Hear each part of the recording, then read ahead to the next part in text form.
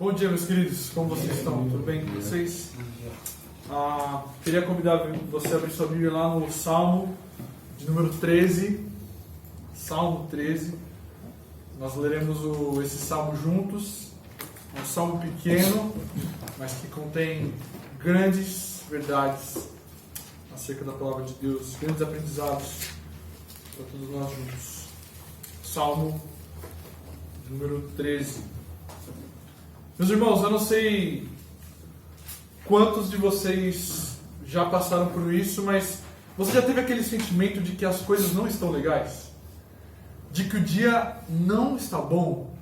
É aquele dia onde você está atrasado para fazer as coisas, a moto ou o carro não funciona, fura um pneu, você chega atrasado num compromisso, você se atrasa, você briga com sua esposa, briga com sua família, e no final do dia o sentimento foi esse: as coisas não estão legais. E a nossa reação nesse momento é um grande lamento, né? Por quê? Por quê, meu Deus? Mas infelizmente, ou felizmente, a vida não é feita só de pneus furados, mas a vida também nos traz grandes perdas e problemas. Talvez você perdeu algum parente seu, um emprego, algum familiar. E a vida é dura. A vida muitas vezes é cruel. E qual sentimento que você fica diante disso? Qual deve ser a resposta do crente nas adversidades da vida? Por isso eu quero convidar você a olhar junto comigo para o Salmo 13. Nós vamos olhar para esse salmo de lamento, para aprendermos a nos dirigir ao Senhor no momento da adversidade. Vamos para a leitura bíblica. Salmo 13. Até quando, Senhor, te esquecerás de mim? Será para sempre? Até quando esconderás de mim o teu rosto? Até quando estarei relutando em minha alma, com tristeza no coração, cada dia? Até quando o meu inimigo se exaltará sobre mim? Olha para mim e responde-me, Senhor, meu Deus. Ilumina os meus olhos, para que eu não durma o sono da morte, para que meu inimigo não diga, prevaleci contra ele, e não se alegrem os meus adversários, se eu for abalado. Quanto a mim, confio na tua graça, que o meu coração se alegre na tua salvação.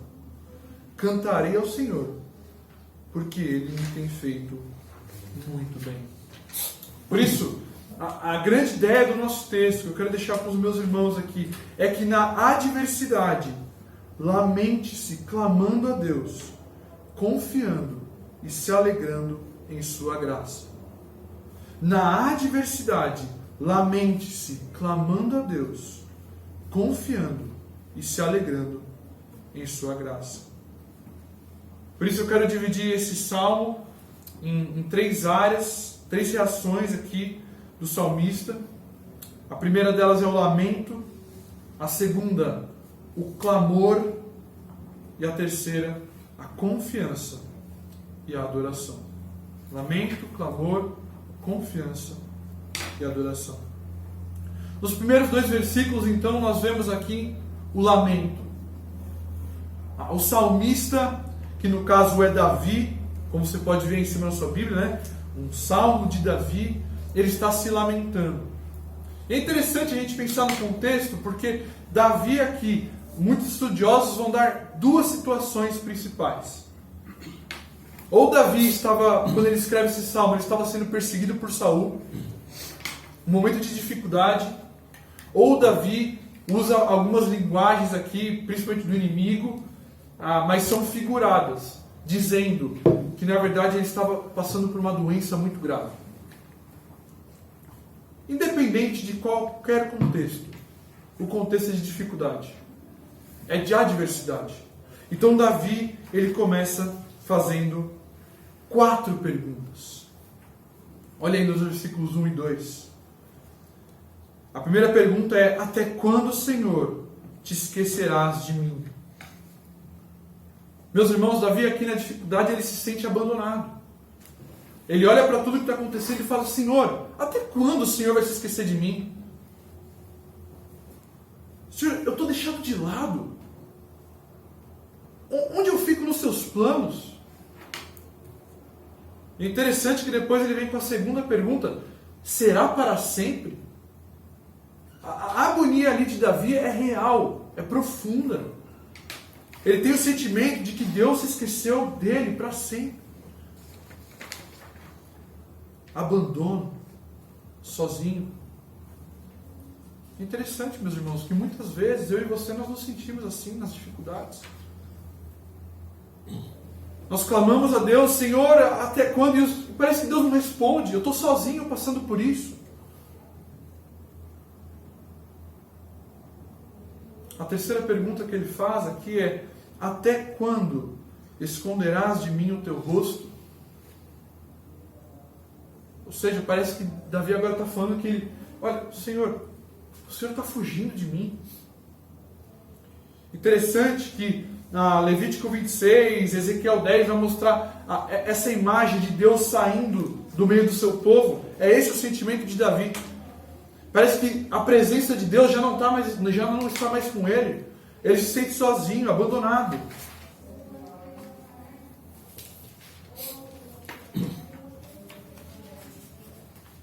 Ele continua suas perguntas.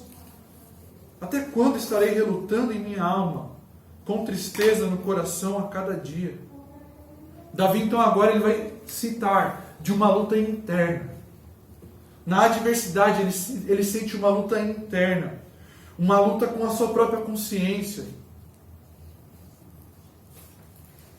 E vamos combinar, meus irmãos, quando nós estamos passando pela dificuldade, não é assim? 1000 pensamentos vêm à nossa mente. Nós parece que estamos lutando sozinhos e contra nós mesmos. Só que é interessante que ele mostra esse contraste de uma luta interna contra uma luta externa. Olha a última pergunta que ele faz: até quando meu inimigo se exaltará sobre mim? Consegue ver o contraste de uma luta interna dos meus pensamentos, e agora ele olha para fora e diz: é uma luta externa. Esses inimigos estão rindo da minha cara. Vamos combinar que não existe nada mais humilhante do que passar por uma humilhação e ser zombado ainda. Não há nada mais humilhante do que você passar por uma dificuldade e ao invés de receber ajuda, você é zombado. As pessoas riem da sua cara. Esse é o sentimento de Davi escrevendo esse salmo. Sendo perseguido por Saul ou passando por uma grande doença. Abandono, solidão, tristeza profunda, cansaço. E talvez você esteja se sentindo assim. E olhando para esses 2 primeiros versículos, algumas verdades sobre o lamento, sobre a dificuldade. Meus irmãos, a primeira delas é que a dor é real. Davi não está escrevendo esse salmo brincando. A dor é séria, é triste, dói, pesa. Um outro pensamento, mas nós conseguimos olhar para a Bíblia, diversos salmos de lamento. Diversos. Salmo 13, 45 e por aí vai. Talvez você não esteja passando por nenhuma dificuldade, mas eu quero te lembrar que, meus irmãos, nós passaremos por aflições e dificuldades.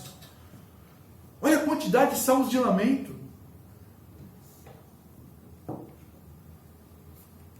E aqui talvez uma implicação mais prática, mas lamento diz muito a respeito à intimidade. Você não chega para alguém que você não conhece e começa a desabafar sobre a sua vida. O meu dia está ruim, a minha semana está ruim. Você não fica reclamando. Afinal, se alguém faz isso, você não quer ouvir aquela pessoa. Aquela pessoa é um incômodo para você. Mas Davi, então, ele se lamenta. A segunda reação que podemos ver aqui, então, agora, do Salmo 13, é um clamor. Davi agora ele clama. Olha os versículos 13 e 4 comigo.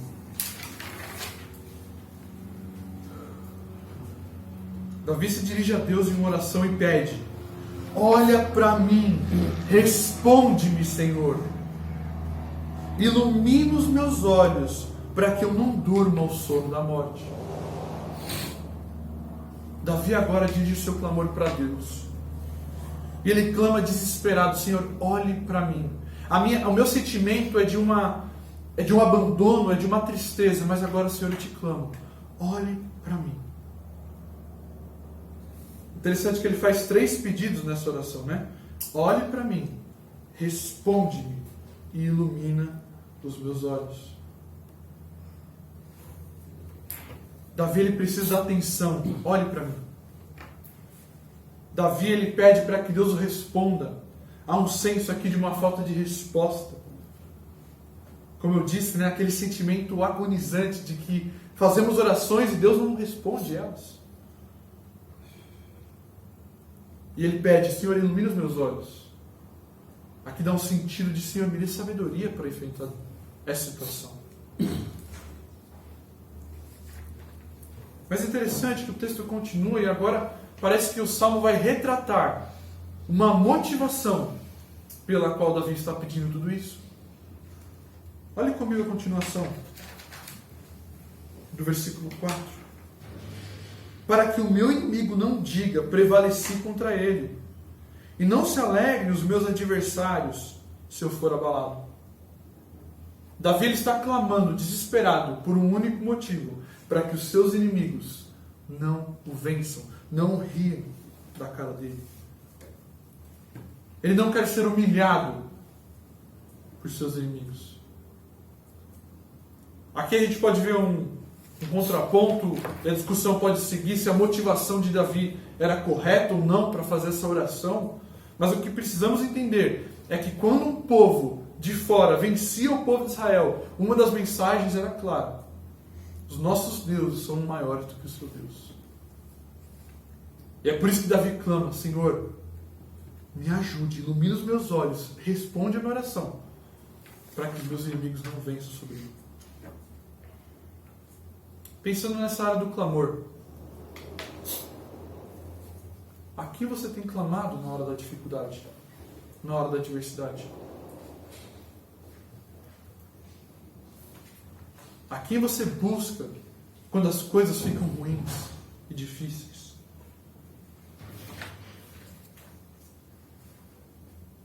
Que tipo de oração você tem feito quando os dias são maus?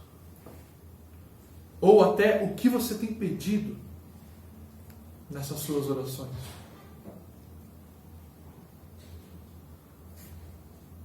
Por fim, Davi, então, nos versículos 5 e 6, ele vai mostrar a sua confiança e a adoração. Ele continua dizendo: quanto a mim, confio na tua graça. É interessante porque o Salmo parece que está no meio de uma tempestade, de um barco cheio de trovões, chuva, e do nada, calmaria. Alguns estudiosos vão sugerir que Davi continue esse salmo depois de um tempo. Parece que ele pausa e depois continua. Mas realmente parece que é uma mudança de cena. E agora ele vai falar que confia na graça. A ideia de confiar aqui é realmente essa, de se entregar como um bebê, como uma criança que se entrega nos braços do pai, quando o pai joga ele para cima e pega de novo. Essa é a confiança. E o alvo dessa confiança é a graça de Deus. Davi vai falar que o coração dele se alegra na salvação. Diante da dificuldade, o coração dele se alegra na salvação. E a resposta é uma: cantarei ao Senhor, porque Ele me tem feito muito bem. Davi, ele confia na graça, se alegra na salvação, e a resposta é uma: ele canta ao Senhor em gratidão, porque o Senhor tem feito ele muito bem. Essa ideia de cantar é um desejo que vem de dentro, uma alegria que vem internamente, do fundo. Davi louva porque o Senhor tem feito muito bem. E meus irmãos, eu e você, nós podemos fazer isso. O Senhor tem nos feito bem no passado, nos fez bem no passado, nos faz bem no presente e nos fará bem no futuro. Ele tem cuidado de nós. Nas adversidades, pare de olhar para o problema, mas olhe como Davi olhou. Confie na graça do Senhor e se alegre na salvação. Eu e você, nós sempre temos um motivo de alegria. A salvação. Uma música infantil que a gente sempre cantava, né? A alegria está no coração de quem já conhece Jesus.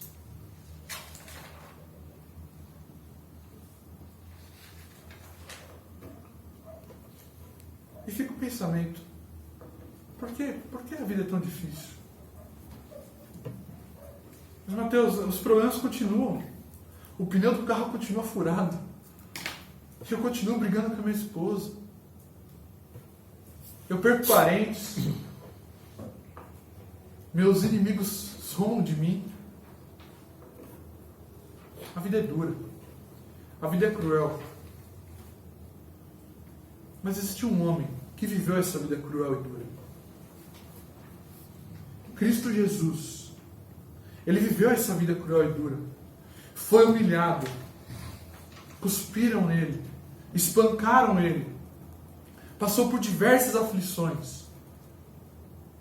Não é à toa que quando ele está na cruz, ele cita um salmo de lamento. Salmo 22. Meu Deus, por que me desamparaste? Ele sofreu naquela cruz. Ele se lamentou naquela cruz. Mas ele confiou na graça do teu Pai. E por causa desse sacrifício, eu e você, nós podemos nos lamentar, clamando a Deus, confiando e se alegrando em sua graça. Não é um lamento por um lamento, que é apenas uma reclamação, mas é um lamento que produz no final a glória de Deus. E eu quero te lembrar que os problemas que você passa hoje, na adversidade que você passa, olhe para a frente. Porque lá na frente nós podemos crer que para aqueles que já confiaram na graça do Senhor, estaremos todos juntos no lugar onde não haverá mais lamento. Esse lamento será cessado de uma vez por todas. Diante desse salmo, eu queria, para finalizar, deixar uma frase de Calvino, que diz que os salmos de lamento nos ensinam a estender a nossa visão para o futuro, para que a nossa dor presente não nos tire a esperança. Por isso, meus irmãos, na adversidade, lamente-se clamando a Deus, confiando e se alegrando em sua graça. Amém?